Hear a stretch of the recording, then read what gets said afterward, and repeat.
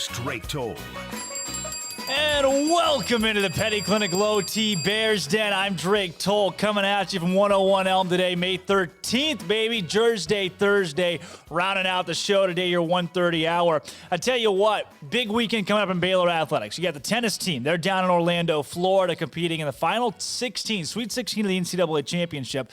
Women's golf team just punched their ticket to the NCAA Championship. You got softball going on in the Big 12 Championship along with track. And then the big show on dirt, the greatest show on dirt this spring, out of nowhere. Baylor baseball, they're at Oklahoma State this weekend. And joining the show today from sunny Florida, I take it, is Pat Combs. Pat, thanks for coming on with us. Hey, Drake, great to be with you guys. Yeah, it is sunny today, and we're even watching some baseball here in Florida. My goodness. So you got you in Florida. Now Baylor tennis is also in Florida. And you got to fill me in. I guess you said you're watching your boy play some minor league ball.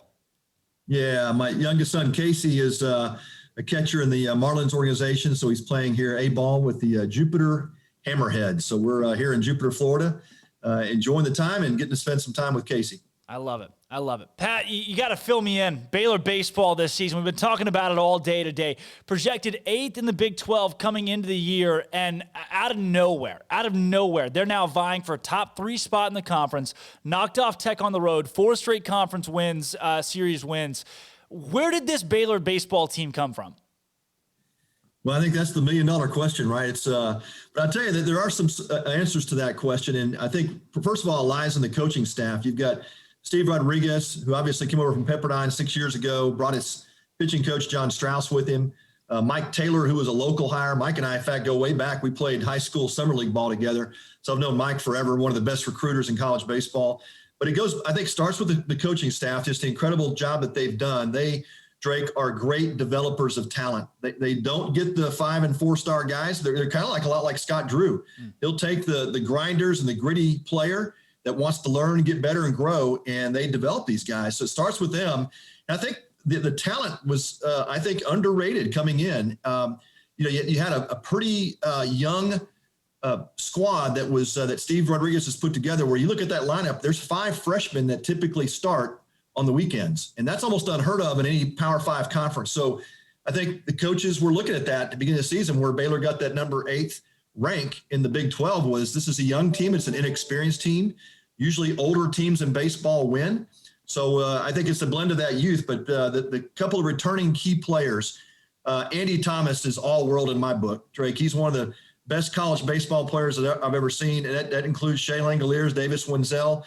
Now, unfortunately, I don't know if Andy's going to get a big shot at the pro ball like those guys did, just because of the way the draft has been restructured. But he is as solid a college baseball player as you'll find from a leadership perspective, from the way he put that team on his back.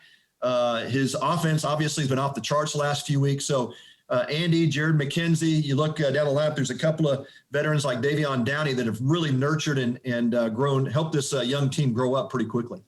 You know, Pat, for yourself, somebody that's been around Baylor for a long time and through in the majors for years. You know, we've talked about these arms and how crucial it is that Baylor has a pitching staff with more experience. It's the older arms combined with the younger bats, the pop and the bats. How crucial is it, I guess, that these arms are so experienced? Yeah, no doubt, Drake. That's obviously one of the big keys this year coming in. And part of the unknown, too. You had the known factor of the back end of the Baylor bullpen, which to me is probably tops in the country. You've got some savvy veterans there that have been around a long time. You've got one of the top closers in college baseball, Luke Boyd, but you got guys like Logan Freeman. You've got Ryan Lekic. You've got, a number of other guys that have really stepped up. Jimmy Winston's having a tremendous year out of the bullpen, leads the team in victory. So that was the known factor. The unknown was how well these starters could perform, especially during the course of the Big 12. So you've got guys like Tyler Thomas. T-Tom has really stepped up this year. He has become one of the most dominant Big 12 pitchers, has really been the Friday night matchup guy and has beaten a lot of the best of the Big 12. And then you look at the job that Hayden Kettler has done. Blake Helton has been spectacular. So these guys have really come through on the pitching mound, and I tell you what, it's fun to watch because going into any series that Baylor has a really good chance to win 2 or 3 or even have a sweep during the course of a Big 12 weekend. Pat, Steve Rodriguez is one of those California boys. He's got that Pepperdine blood in him where, look, any game that you score 3 runs or more is a great game in that book. We're doing some bunts, some squeezes, some California small ball baseball. This season, throw it out the window. We're hitting home runs and we're scoring 10 runs a game. Like, you can have 7. We're putting up 12. This just feels like a different style of baseball than I've seen at Baylor in a while. What is your assessment?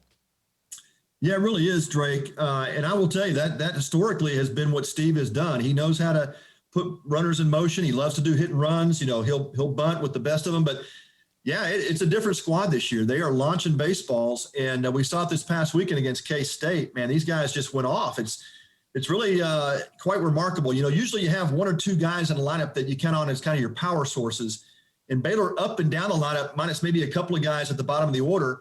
But up and down the lineup, every one of those guys hit the ball out of the ballpark. And so we have seen a lot of crooked numbers that Baylor has put on the scoreboard.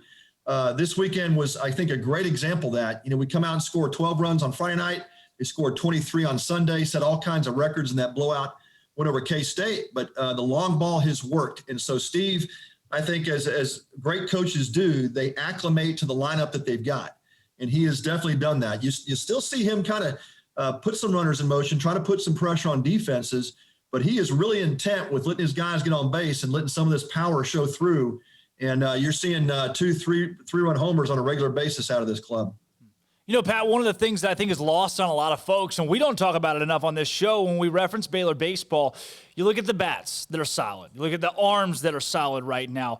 But fielding, the defense, I mean, that was a big question mark. I look back to the Blue Belt Classic where it was, I mean, you got 2 or 3 errors a game, and that was just normal.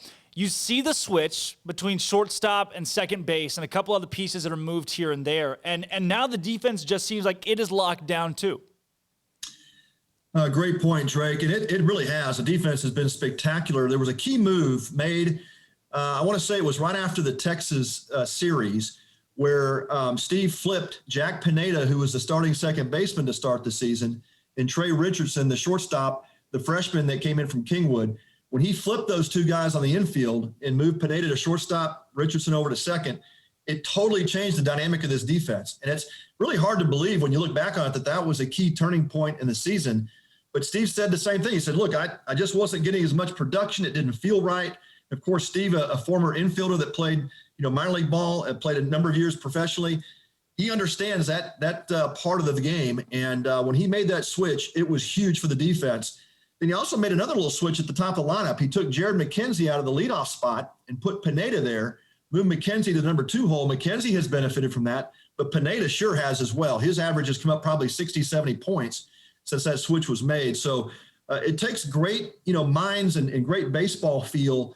And really it takes a lot of guts to make those moves, because you start tinkering with the middle of your infield, the top of your lineup, man, it sometimes can be a disaster. And those moves have both worked out for Coach Rod and the Bears, and it has been real fun to watch.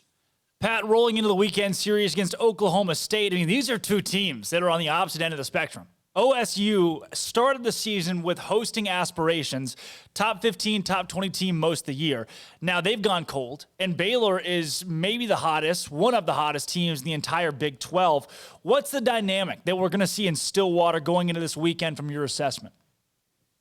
Yeah, it's like the Cowboys have reverted to the Cowboys of old, back when I played against them, right? That they always had those big offensive teams. Their pitching always struggled. It seems to me that's kind of where they've gone this year. The pitching has been a struggle. Josh Holliday has switched out a number of starters, trying to find the right combination of starters and relievers. So they, even this weekend, you saw a little bit of jumping with his rotation. So it's not set. And that has been a huge question mark for the Cowboys. They're going to put some numbers up. They always swing the bats pretty well. Of course, in that beautiful new ballpark there in Stillwater, that'll be, I think, a little bit of a challenge for the Baylor players who have been there, just not knowing what to expect, to be a new atmosphere for them. It'll be lively. They're going to sell out this weekend. It's, this time of year, Oklahoma State, when it comes to baseball, they always have a rowdy crowd. So it'll be a big challenge for the Bears. But I think what you're going to see is the Bears offense continuing to stay hot. Drake, I was really impressed with how they came out last weekend after a 10-day layoff. You get to this portion of your schedule, and, man, you hate to take 10 days off because that offense was really rolling. And you talk about, hitters not seeing live pitching for 10 days, pitchers not pitching to live hitters. It was kind of a really unknown, going into last Friday. And boy, did that offense turn it on from the very get-go. They put up cricket numbers first 3 innings, and it was off and running like that offense usually does. So I think you'll see a pretty good offensive output. The key is going to be the Baylor pitching holding up throughout the weekend. And I got to believe at this point with where those guys have shown, the Bears are going to be just fine. I think they win 2 out of 3 here against Oklahoma State. Pat, how unreasonable is it to think that Baylor can or will win 5 out of these last 6 with Oklahoma State and against an Oklahoma team they fell to 9-3 earlier this year? Yeah, it's always a challenge. You go on the road against Oklahoma State, that's always a challenge. One of the tougher places to play in the Big 12. You got Oklahoma at home. I feel more confident, obviously, with that. The Baylor home record now, I think it's something like 23-4. They are really tough at home. And so I feel really confident the Bears can win 2 or 3 or possibly even sweep OU. OU is not as strong this year. Again, having some issues with their pitching staff. So I just feel really good that this Baylor lineup is going to continue to produce at a high rate. And to me, the pressure is on the opposing teams to try to figure out how to shut this lineup down. And Pat, one of these last questions I got here for you. Moving into the postseason for Baylor, they're looking at locking up a 2 seed right now, trending up, and a lot of the national analysts are starting to talk about this team. Where do you see this team being able to make a run? I mean, what is it going to take for them to try to vie for a spot in Omaha? Yeah, this is, to me, it's getting down to, it always does this, Drake, in baseball. You know this if you're a baseball fan. It's not the best team on paper that wins these games. It's the team that plays the best at the end of the year. So who's putting it all together? Who's pitching well, playing good defense? Who can score enough runs to win? Right now, this Baylor team is dangerous. And I think that's the thing you look at is that they are starting to come on and peak at the right time. And this is where you want it to happen. I look at TCU, Texas. We knew they were going to be strong this year. We felt like Texas Tech was going to compete really well this year. But I tell you what, going to the Big 12 tournament, after the next couple of weeks, nobody wants to play this Baylor team, and that's what makes them so dangerous. They're a dangerous team. And the other thing I think about in terms of the regional, if they can get a good regional, I've seen projections of them being put in the Fayetteville regional with Arkansas. That'd be tough. The Hogs are good, right? They're really good. I called some games with them earlier this season, and they've got a complete team, and they've shown it all year. So I'm hoping that they can avoid that regional, and I think if that happens, Baylor has a good shot to get to a super. I love it.